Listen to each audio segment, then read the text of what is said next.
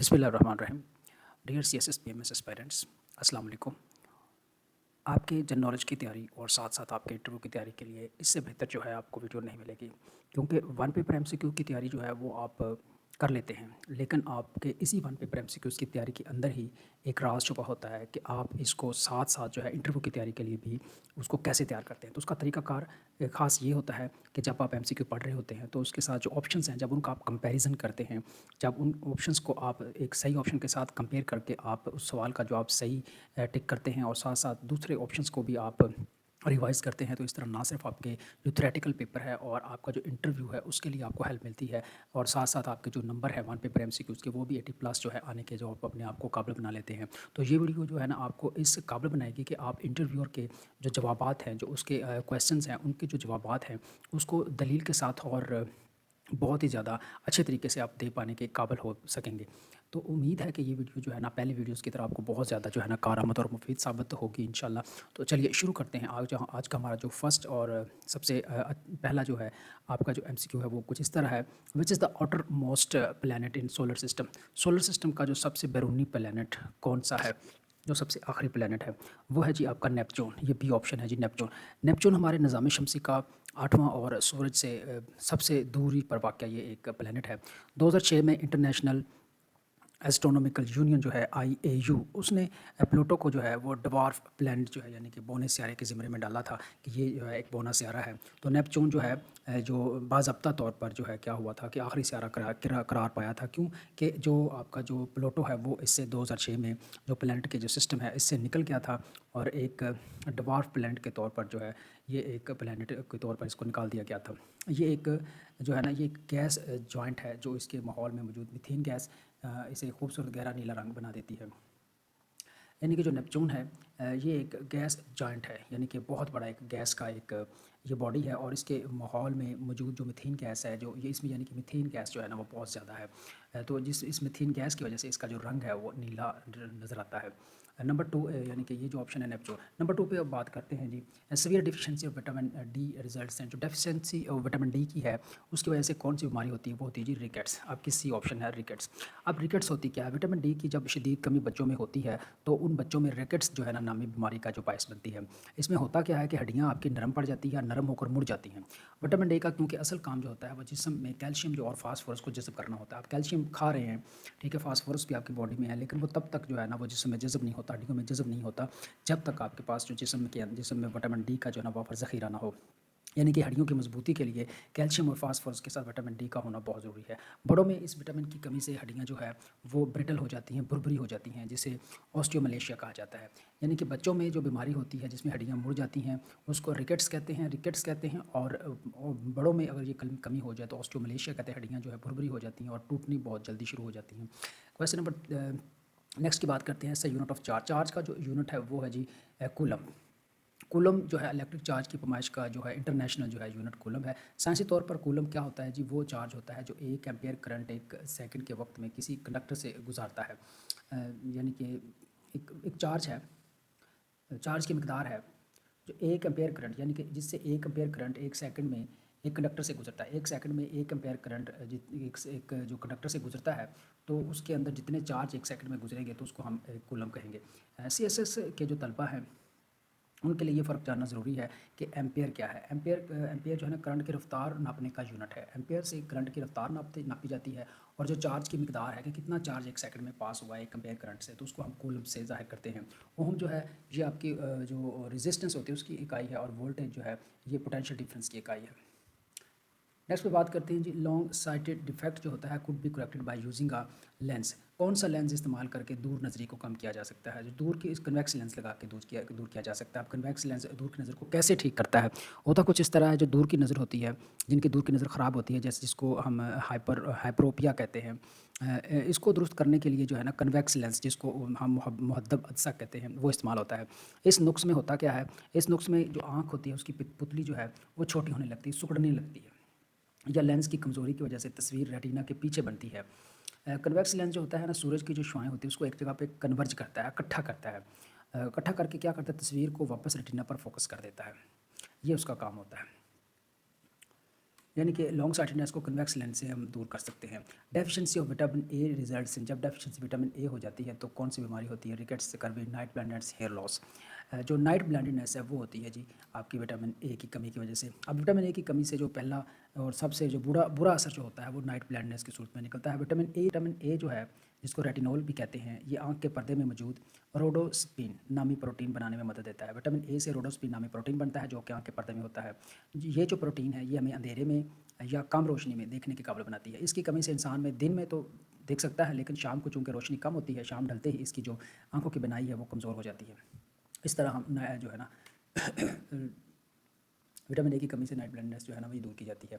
Eight constant temperature if the volume of a gas decreases, एक temperature ना बढ़ाएं ना कम करें, खास टेम्परेचर पे। If the volume of gas decrease, volume कम हो जाता है, अगर कम हो जाए, the pressure will increase. Pressure अगर हम वॉल्यूम का जब हम प्रेशर बढ़ाएंगे तो वॉल्यूम कम होगा ना, तो प्रेशर बढ़ाएंगे, प्रेशर जो है इंक्रीज़ करेंगे तो वॉल्यूम कम होगा। इंक्रीज़ इन प्रेशर यानी कि प्रेशर के बढ़ने से क्या होगा? वॉल्यूम आपका कम होगा। ये बॉयल्स का जो कानून है उसकी एक अमली मिसाल है कि अगर दर्जा हरारत मुश्किल रहे तो जो गैस का वॉल्यूम है, हुजम है और प्रेशर जो है एक दूसरे के उलट होते हैं, इन्वर्सली प्रोपोर्शनल होते हैं। जब हम गैस को छोटी जगह में बंद कर देते हैं यानी कि वॉल्यूम कम कर देते हैं तो गैस के मालिक उसके दरमियान फासला कम हो जाता है, मालिक करीब करीब आ जाते हैं और वो बर्तन की दीवारों से ज़्यादा कुव्वत से टकराते हैं, उनमें प्रेशर बढ़ जाता है, जिसके नतीजे में प्रेशर बढ़ जाता है। Life span of red blood cells RBC in age days, RBCs का जो ज़िंदगी का ड्यूरेशन है, आरबीसीज यानी कि कितने अरसे में मर जाते हैं या कितने अरसे बाद दोबारा एक नए खुलिए आते हैं। तो एक यानी कि जो रेड ब्लड सेल उसकी जो उम्र है वो 120 दिन होती है।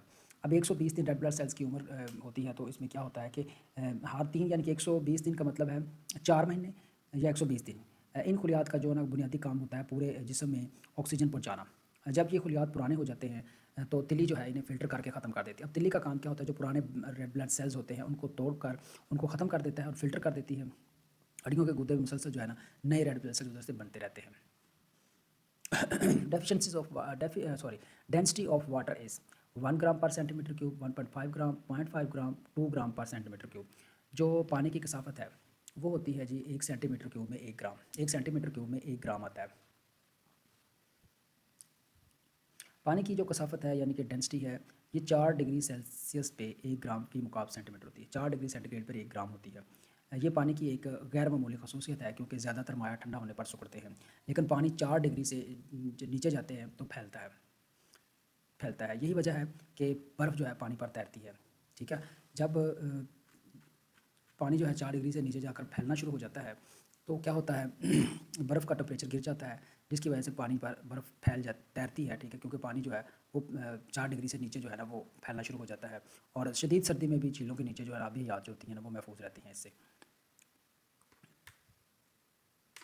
Radio activity was discovered by Curie, Becquerel, Newton, Einstein. Henri Becquerel ने क्या किया था? रेडियो एक्टिविटी जो है ना वो डिस्कवर की थी, ताबकारी जिसको रेडियो एक्टिविटी कहते हैं। इसकी जो डिस्कवरी है उसका जो सेरा है वो फ्रांसीसी साइंसदान हेनरी बैकरल के साथ जाता है। हेनरी बैकरल जो फ्रांसीसी साइंसदान था उसने 1896 में उन्होंने देखा कि यूरेनियम से ऐसी जो है रेज निकल रही हैं जो कि फोटोग्राफिक की जो प्लेट है उसको मुतासर करती हैं। गर्चे बाद में मैरी क्यूरी ने इस पर जो है बहुत ज़्यादा काम किया, लेकिन दरियाफ्त जो है वो बैकरल ने ही की थी। बात करते हैं device that converts chemical energy into electrical energy. कौन सी डिवाइस है जो केमिकल एनर्जी को इलेक्ट्रिकल एनर्जी में कन्वर्ट करती है?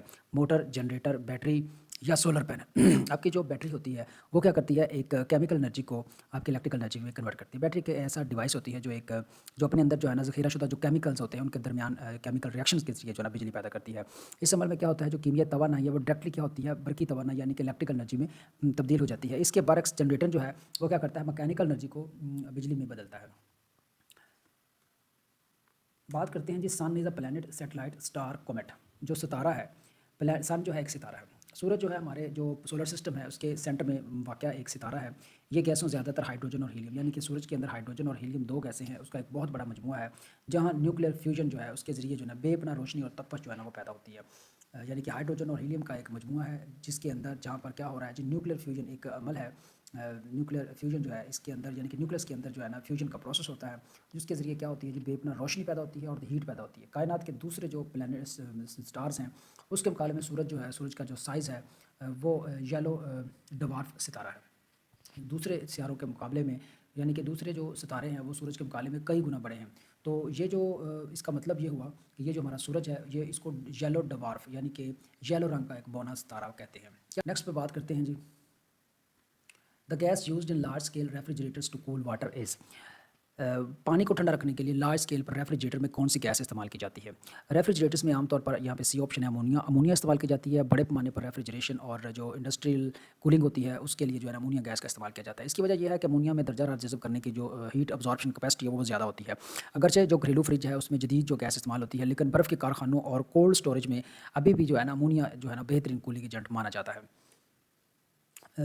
बात करते हैं जी, the average adult has a blood volume of about. एक एवरेज अडल्ट में जिस्म के अंदर कितना उसके अंदर खून होता है? 5 लीटर। बी ऑप्शन है जी 5 लीटर। एक और जो सेहतमंद जो बालग अडल्ट इंसान है उसके जिस्म में जो खून की मिकदार है जो वो 5 लीटर होती है। ये जो खून होता है जिस्म के कुल वज़न का तकरीबन 7 से 8% बनता है। CSS के उम्मीदवार ये याद रखें कि खून का 55% जो हिस्सा है वो प्लाज्मा यानी कि माया होता है और 45% जो है वो सेल्स पर मुश्तमिल होता है। The most abundant element in the universe में जो सबसे ज़्यादा कसरत से जो पाया जाने वाला एलिमेंट है वो है जी हाइड्रोजन। हाइड्रोजन जो है सबसे ज़्यादा यानी कि मिकदार में पाया जाता है पूरी कायनात में। सबसे ज़्यादा यानी कि पाया जाने वाला यही आंसर है यानी कि हाइड्रोजन। सितारों जिसमें सूरज भी शामिल है उसका ज़्यादातर हिस्सा जो है ना इस गैस पर मुश्तमिल है यानी कि हाइड्रोजन पर मुश्तमिल है, जहाँ न्यूक्लियर फ्यूजन के ज़रिए जो है ना वो एनर्जी पैदा की जा रही होती है। कायनात के जो कुल एटमी वज़न का तकरीबन 75% जो हिस्सा है अकेली हाइड्रोजन गैस है। यानी कि कायनात के कुल एटमी वज़न, कायनात के अगर हम एटम्स की बात करें उनका वज़न करें तो उसका जो वज़न है तकरीबन 75% हिस्सा है, उसके अंदर 75% हिस्सा जो है ना हाइड्रोजन, यानी कि हाइड्रोजन जो है तमाम किस्म के मुरक्कबात में मौजूद है।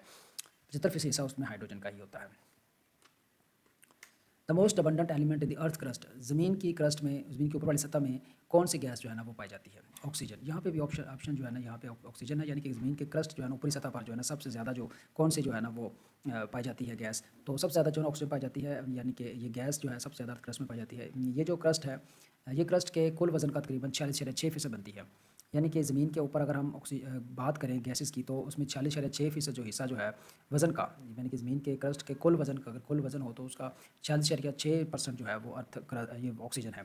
याद रहे कि क्रस्ट में ऑक्सीजन ज़्यादातर जो है सिलिकेट्स और दीगर मिनरल्स की शक्ल में ठोस हालत में पाई जाती है। यानी कि ज़मीन पर अगर ऑक्सीजन की बात करें तो ये सिलिकेट्स की शक्ल में है या मिनरल्स की शक्ल में ठोस हालत में पाई जाती है।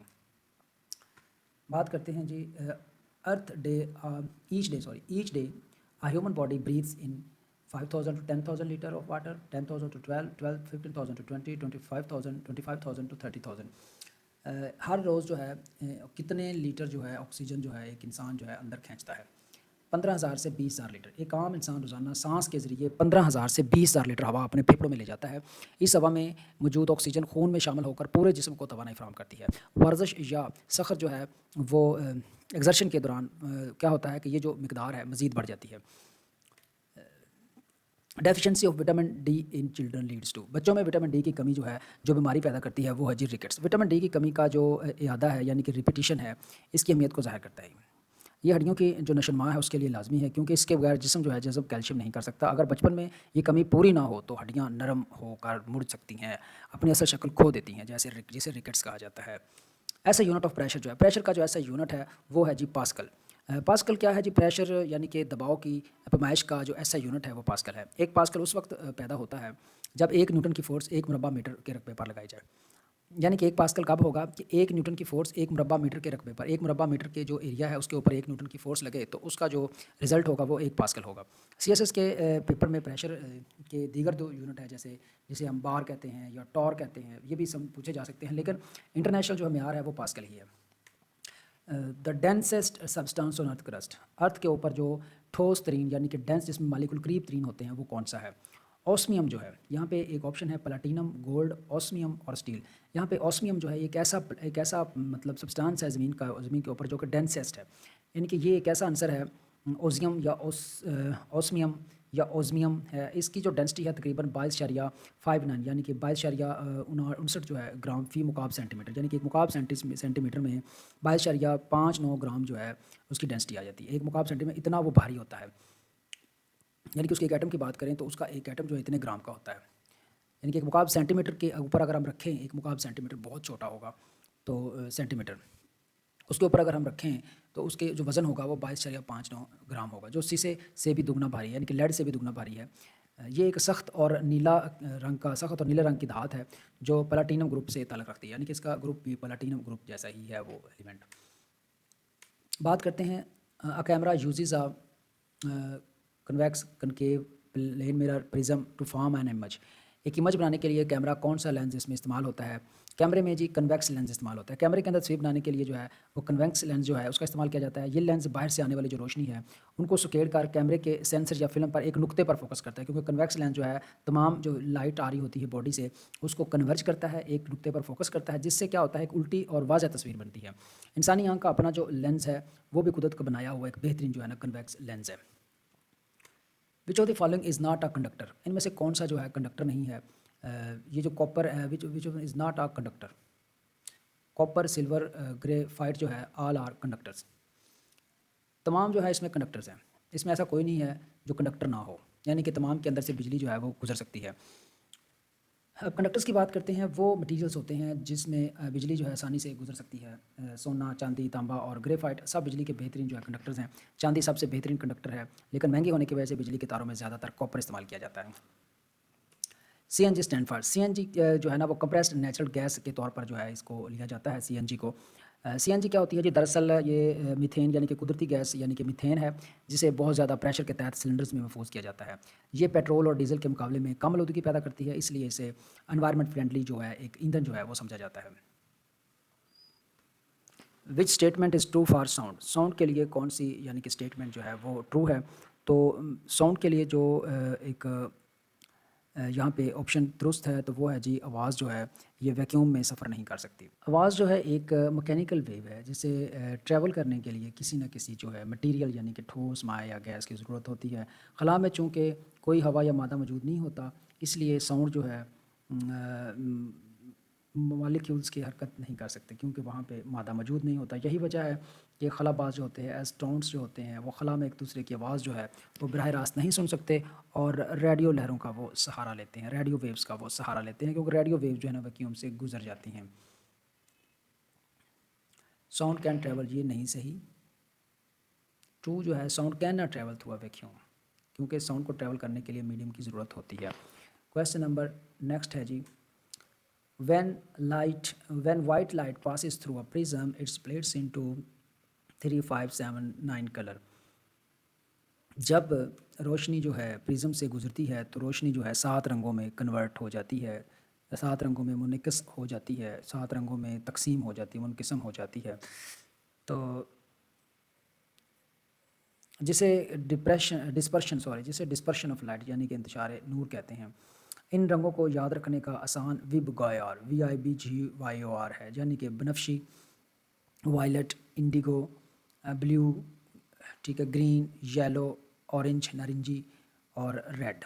कौशिक क़ज़ा जिसको रेनबो भी कहते हैं, इस अमल में ये एक कुदरती मिसाल है डिस्पर्शन की। 1 नैनोमीटर जो है वो कितना होता है? 10⁻⁹ 1 नैनोमीटर 10⁻⁻⁹ 1 नैनोमीटर जो है लंबाई की पैमाई का इंतहाई छोटा यूनिट है। ये 1 मीटर के 1 अरबवें हिस्से के बराबर होता है। 1 मीटर के अगर 1 अरब हिस्से कर दिए जाएँ तो उस 1 अरब को हम 1 नैनोमीटर कहेंगे। 1 अरब वाले हिस्से को, 1 अरबवें हिस्से को 1 नैनोमीटर कहेंगे।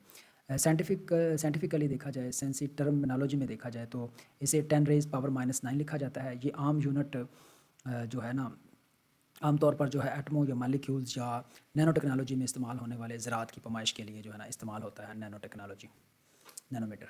Next is the instrument used for measuring very high temperature. High temperature मालूम करने के लिए कौन सा जो है इंस्ट्रूमेंट इस्तेमाल किया जाता है? पायरोमीटर। पायरोमीटर इस्तेमाल किया जाता है जी हाई टेम्परेचर मालूम करने के लिए। पायरोमीटर के एक ऐसा आला है जो बहुत ज़्यादा जो दर्जा हरारत है जिसे जैसे कि भट्टियों में या सितारों की सतह का जो दर्जा हरारत है ये नापने के लिए इस्तेमाल होता है जी पायरोमीटर। आमतौर पर थर्मामीटर के बारक्स जो है ना पायरोमीटर को गर्म चीज़ से छूने की ज़रूरत नहीं होती, बल्कि ये इस चीज़ से निकलने वाली जो रेडिएशंस हैं, थर्मल रेडिएशंस हैं, उनके ज़रिए जो है ना टेम्परेचर मालूम करता है।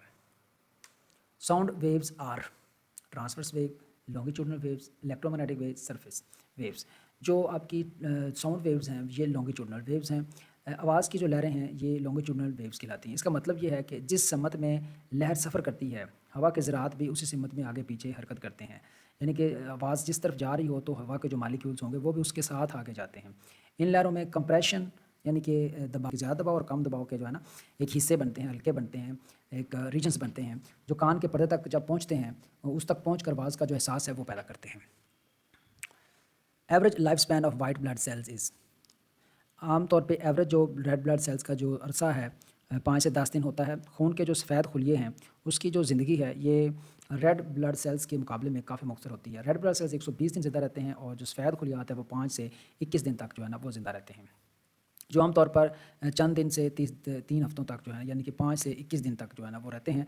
ये खुलियात जो होते हैं, ये जो वाइट ब्लड सेल्स होते हैं, हमारे जिस्म का जो इम्यून सिस्टम है जो कि जरासीम और बीमारियों के खिलाफ लड़ते हैं। इन्फेक्शन की सूरत में इनकी तादाद तेज़ी से बढ़ जाती है, यानी कि बीमारी जब किसी जिस्म के अंदर होगी तो उस वक्त जो है इन्फेक्शन जब होगी तो इसका मतलब है WBC वो बड़े हों तो इसका मतलब है कहीं इन्फेक्शन है। और लड़ाई के दौरान जब यानी कि ये जो जरासीम है, ये जो रेड ब्लड सेल्स हैं, ये वाइट ब्लड सेल्स हैं, ये जरासीम से लड़ के उनको ख़त्म करते हैं और अपनी जो इंसान का जो डिफेंसिव सिस्टम जो है ना ये बनाते हैं। बात करते हैं जी fluid part of blood is known as, जो ब्लड का फ्लूइड पार्ट है जिसकी वजह से ब्लड जो है ना फ्लूइड नज़र आता है, वो है जी आपका प्लाज्मा। प्लाज्मा खून का वो माया हिस्सा है जिसमें क्या होते हैं, सफ़ेद और सुर्ख जो सेल्स हैं वो तैरते हैं। प्लाज्मा वो कहलाता है जिसमें सुर्ख और सफ़ेद जो ज़रात है वो तैरते रहते हैं। ये खून के कुल यानी कि जो वॉल्यूम है उसका तकरीबन 55% हिस्सा होता है। खून का जो 55% हिस्सा है वो रेड ब्लड सेल्स और वाइट ब्लड सेल्स होते हैं और इसमें 90% से ज़्यादा पानी होता है, यानी कि प्लाज्मा में 90% से ज़्यादा पानी होता है। प्लाज्मा का काम क्या होता है जी, जो ग़िज़ाई अज्जा होते हैं, जो हार्मोन्स होते हैं और जो प्रोटीन्स होते हैं उनको पूरे जिस्म में मुंतकिल करना और जो फुजला होता है, जो वेस्ट मटीरियल होता है उसको एक्सक्रिएट करना, खारिज करना होता है। नंबर 30 पे बात करते हैं जी, ड्यूरिंग विंटर, सर्दियों के दौरान में dash is mixed to melt ice on road in cold countries. जो ठंडे इलाकों के लोग होते हैं, ठंडे इलाके होते हैं, वहाँ की जो सड़कें हैं उनको उस पे जो बर्फ़ है वो ख़त्म करने के लिए सर्दियों में कौन सी चीज़ जो है ना मिक्स की जाती है आइस पर ताकि वो पिघल जाए? सैंड, कोल, साल्ट, ऑयल। तो साल्ट डाला जाता है जी। बर्फ़ानी इलाकों में क्या होता है, सड़कों से बर्फ़ पिघलाने के लिए जो है ना साल्ट का इस्तेमाल किया जाता है। साइंसी तौर पर नमक पानी की जो फ्रीजिंग पॉइंट है उसको कम कर देता है। आमतौर पानी जो है 0 डिग्री पर जमता है, लेकिन नमक मिलने के बाद ये जो दर्जा हरारत है मज़ीद गिर जाता है, जिसकी यानी कि पानी जहाँ पे 0 डिग्री पर जमना है तो उसको मज़ीद यानी कि -4 कर देंगे ताकि पानी जो है -4 हो तो जमे, 0 पर ना जमे। जिसकी वजह से पानी जो है ना जिसकी जब जब दर्जा हरारत, लेकिन नमक जब मिलता है तो नमक मिलने के बाद ये दर्जा हरारत जो है ना मज़ीद गिर जाता है, जिसकी वजह से जो जमी हुई बर्फ़ होती है वो माया बनकर बह जाती है।